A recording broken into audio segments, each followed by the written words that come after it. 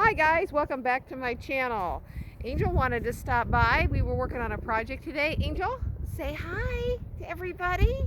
Say hi. There you go. See, she's more excited than anybody else about my project today. All right, just wanted to show you. I laid this out. You can take an old sheet, blanket. What we had today was we had just a really simple upgrade. We wanted to do something different to change them up. As you can see, I've had these stars, which I really absolutely love. There's 3 of them, but as you can tell, I've changed them. I thought, why don't I just quickly YouTube this and share it with you guys?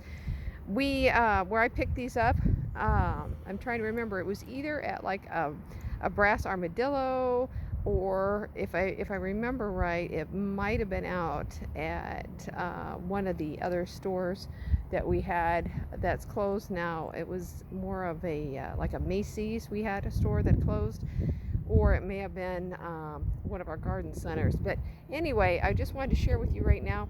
If you see these, the stars are pretty worn. From here, these were actually a brown, and you can see in here, it just from the sun's been beating on them from my deck. I chose to grab, and you can at Menards, Lowe's, anywhere.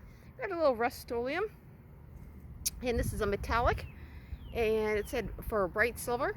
And look at what we have now. It almost blends in so much you can't see, but it really, really highlighted them and brought them up to speed and got any dullness away, and it's just something different we wanted to do. One technique I'm going to share with you though that did work, as you can see, this one turned out really smooth. I had to go over and wipe down. Be careful when you are spraying this, because you will find that you will have the run and the drips with these. These are all smooth, and you want to make sure you get just a nice even coat. You can always do it again. Thanks so much for watching. Please let us know if there's something you want to see, and have a great afternoon, and again, enjoy your summer. Thanks everyone.